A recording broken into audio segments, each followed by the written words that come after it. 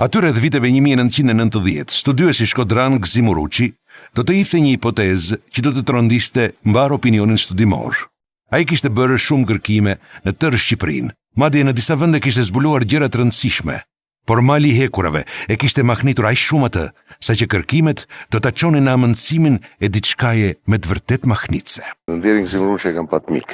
Ka qenë një nga speleologët dhe alpinistët shumë pasionuar mbas ngjitjeve, mbas kërkimeve, atë që mund të themi të mistiken, ose si të themi bukur, atë të panjohur. I pëlqenin tempujt, i pëlqenin kërkimet arkeologjike. Uruçi, pas një studimi të hollësishëm që kishte kryer në malet e Tropojës, thoshte se në malin e hekurave gjeti një unaz gjigande prej hekuri, që nuk ka të bëjë fare me epokën njerëzore. Sipas tij, në vitin 1980, një ekip studiuesish të përzgjedhur atëherë nga regjimi komunist kishin vërejtur se ajo që thuhej për malin e hekurave nuk ishte një legjend, por brenda kishte diçka më reale.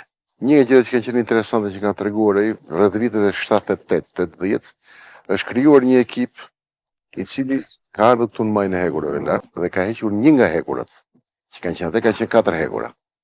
Një nga këto është hequr ka qenë, kur është hequr ka qenë rreth peshës 75 kg. Biles janë dhe fotografitë në familjen e Gzimuruçit në katalogët e fotografive, janë dhe fotografitë e zbritjes të atje, dhe janë fotografitë edhe të grupit të Akademisë Shkencave të asaj kohe, të cilët janë marrë me heqjen e njërit për këtyre hekurave. Studimet e tyre u bën me fshehtësinë më të madhe.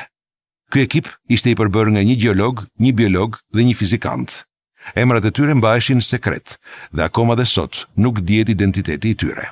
Uruçi tregonte se hekuri u ekzaminua dhe rezultatet ishin të një rëndësie të veçantë, jo vetëm për Shqipërinë, por edhe për botën. Nuk dihet vjetërsia e tyre. Po, kam dëgjuar që vjetërsinë e tyre sigur e kanë studiuar në vitet 70-80. Në vitet 80 ka një teori që është prerë një copë nga ajo që është hequr. Është marrë, thonë profesor Koja me këtë punë fizikës bërthamore, por thonë që ka qenë shumë të vjetra, por në territori shqiptar ka shumë të tilla. Fritet për në Korap, fritet për në Gramoz që ka hekura, fritet mbrapa Tajtit ka hekura. Në zonën e Krujës mbrapa malit të Sarasatikut është një mal tjetër, që atje ngulin këmbë biles shpetar, thonë po duhet shkojmë tani ka hekura. Ka shumë shenja të tilla që thonë, po të gjithë thonë Ganxha ku lidheshin vaporët. Po në lartësim 2000 metra që vaporë janë lidhur ose. Grupi që studioi me sa duket kishte urdhra direkt nga Komiteti Qendror. Ky është burimi i informacioneve që tregonte Gzimuruçi, që çuditërisht në vitin 2012 ai vdiq në rrethana shumë misterioze. Sipas burimeve nga shok, miq të afërm të tij, thuhet se Uruçi betohej se në malin e hekurave, në majtë të tij, gjeti objekte të mëdha prej hekuri, që sipas tij nuk i përket epokës së hekurit, por është shumë më i hershëm. Pikërisht këtu lind enigma. Ka qenë si klapa trumbullakte të mëdha, të inkastruara në një shufër hekurit, futura në shkëmbij. Sa të mëdha kështu si diametër? Nuk e di me diametër, por di që gjithë si nyje e hekurit, domethënë e lidhur me këtë ka qenë 75 kg. Sipas këtyre burimeve, thuhet se nga studimet e bëra më 1978, ekipi misterioz i kësaj sipërmarrjeje me në krye Gzimuruçin, mbasi morën copë nga pjesë metalike të zbuluara në malin e hekurave, i çuan ato në një laborator në Çeki për t'i studiuar. Por kur erdhën rezultatet, grupi i studiusve u habit së tepërmi. Atëre, një pjesë tjetër metalike e gjetur në malin e Tropojës u çua në një tjetër laborator, e kësaj radhe në Itali. Por dhe aty laboratori nxori të njëjtat rezultate. Atëre, ata menduan se ose ndoshta kishte diçka që nuk shkonte, ose kishin të bënin me diçka shumë serioze, një lajm që ndoshta do të trondiste mbar botën. Megjithatë, ata vazhduan. Ndaj grupi vendosi të çojë një tjetër copë hekuri në një tjetër laborator të një tjetër shteti, eksaktësisht në Francë. Por çuditërisht, edhe aty dolën të njëjtat rezultate. Rezultate që sipas burimeve, Gzimuruçi i priste.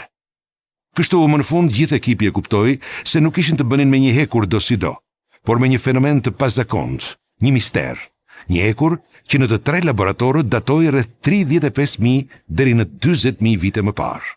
Po, e dëgjuat mirë. Metali i gjetur në malin e hekurave në Tropojë rezulton të jetë prodhuar rreth 40.000 vite më parë. Po ku qëndron misteri këtu, mendoni ju? Tani po ju a themi. Do t'ju lutesha kush nuk e ka bërë ende, le t'i bëj like faqes që të shihemi sërish. Juve nuk ju kushton asgjë, për ne është një diferencë e madhe. Ju faleminderit që jemi për herë bashkë. Kalofshi një ditë bukur. Sipas historisë që na është mësuar, përpunimi i hekurit filloi rreth 5.000 vite më parë. Po atëherë, kush e krijoi këtë hekur para 30.000 viteve? Duhet theksuar gjithashtu se edhe në piramidat ilire në Bosnje janë gjetur prova të pakundështueshme të një hekuri që është krijuar pikërisht 30.000 vite më parë. Por misteri tjetër është se ky lloj hekuri nuk mund të pritet me asnjë lloj sharre që ne përdorim sot. Ndaj enigma vazhdon. Ky është fundi i pjesës së parë të kësaj kronike. Ndaj ju këshilloj që të mos humbisni pjesën e dytë, së afërmi në këtë kanal. Pres dhe ndajeni.